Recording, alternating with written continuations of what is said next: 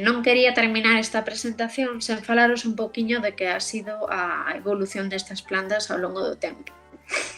Poderíamos pensar que todas estas plantas surden dun antecesor que ten todas estas características ou que por mase surdiron unhas mutacións que deron xa paso a todas elas e máis delas a outras. Non podería ser un caso máis distinto que a este. Non vos asustedes con esta imaxe, pero sería algo máis parecido a isto. É dicir, ao longo do tempo, en distintos momentos evolutivos, é dicir, aquí vemos, por exemplo, hai 100 millóns de anos ou hai, pois, soamente 10.000 anos. Nesos momentos concretos, ben por unha mutación ou ben por a combinación xenómica desa planta, aparece ese factor de carnivorismo, esa especialización dunha folla que agora é capaz de atrapar a un individuo de forma mellor ou peor feita, digamos, e ademais aproveitarse deses nutrientes. Ao longo do tempo, esas especializacións van a ir, digamos, favorecendo que sexan cada vez mellores, máis complexas ou máis eficientes. Todas aquelas, digamos, mutacións que poderían xurdir por aquí que nos leven a unha folla completamente retorcida que non ten nin capacidade de fotosintetizar nin de capturar, pois simplemente non se vai a reproducir e, por tanto, non se vai a manter no tempo. Pero o que quero que vos fixades aquí, sobre todo, é que estas especializacións non xurdiron nun único punto, senón que xurdiron en varios, en familias completamente distantes entre elas.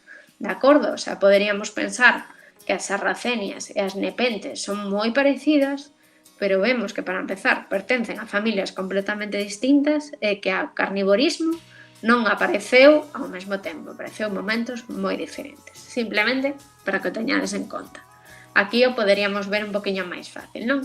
As cefalotus, os nepentes e as sarracenias, que son parecidísimas, e todas elas pertencen a familias distintas que non teñen absolutamente nada que ver. E xa me diredes se ten algo que ver unha utricularia, que falábamos das trampiñas tipo saco, con unha pinícula, absolutamente nada, pero en cambio son moito máis cercanas elas que calquera destas tres xuntas. Dito isto, a carnivoría non se aplica a todas as especies desa familia, é dicir, nas ericales, por exemplo, temos a sarracenia e a rodírula, que si son carnívoras, pero, ollo, que as ericas que vemos aquí polo monte non son carnívoras, é dicir, son detalles concretos destes xéneros. Por exemplo, outras plantas que agora mesmo non se sabe se son carnívoras ou non, poderían ser estas que vemos aquí, as Catopsis e esta brochinia, que teñen capacidade para matar insectos, porque ben teñen un polviño pegajoso que os atrapa, ou ben pois teñen tamén unha especie de trampa de caída como as nepentes, pero máis aló de capturar os insectos non son capaces de consumilos, ou polo menos, de momento non coñecemos como é que esas plantas absorben eses nutrientes. Polo tanto, ás veces hai xente que lles chaman para carnívoras ou incluso non as consideran carnívoras. Podería ser o caso tamén desta pasiflora fétida. Por exemplo, teñen unhas brácteas que consiguen atrapar a unha gran cantidade de insectos, pero de aí a que asimilen os seus nutrientes non está nin de lonxe demostrado, en este caso non se considera en absoluto unha planta carnívora. Por eso os falábamos ao principio de que, bueno, polo menos os conceptos de carnivorismo deberían ter adaptacións moi específicas de captura e despois un sistema dirixido á atracción dos insectos e tamén á absorción deses nutrientes. Ten irnos dando moitas máis voltas sobre o tema da evolución, pois, bueno, simplemente que vexades que fronte á idea xeral de evolución que nos coñecemos, non? Que é a típica de un ancestro común do que un montón de organismos se van diferenciando, especializando, aquí o que vemos son moitos procesos de converxencia evolutiva. É dicir, vemos patróns repetidos, como pode ser os sistemas de captación por mucílago ou os sistemas dos xarros en todas estas especies, nas darlingtonias, nas nepentes, nos cefalotus, nas sarracenias, que son absolutamente idénticos en canto á estrategia, pero que a historia evolutiva desas especies non está relacionada entre sí.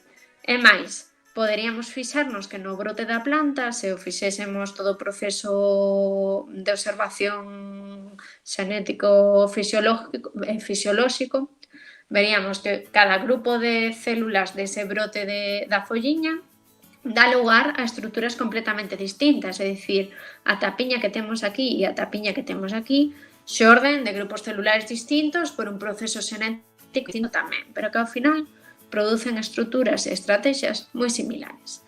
Isto é o que chamaríamos a converxencia evolutiva. E, por suposto, que a evolución non quere dicir que todo vaya na mesma dirección, é dicir, en carnivorismo, porque é super eficiente, ni moito menos, en moitos casos é ao revés, o carnivorismo pode desaparecer sen ningún tipo de problema. Aquí tedes unha hipótesis de evolución, por exemplo, das aldrobandas, das dionaeas, das droseras, de Drosophilum e Trifiophyllum, pero temos especies moi cercanas a Trifiophyllum que na historia evolutiva considérase que perderon esa capacidade de producir pois estes pedunculiños con mucílago, pero son capaces de sobrevivir simplemente fotosintetizando, co cual, ao final, o importante é estar perfectamente adaptado para un momento concreto e sobrevivir e reproducirse.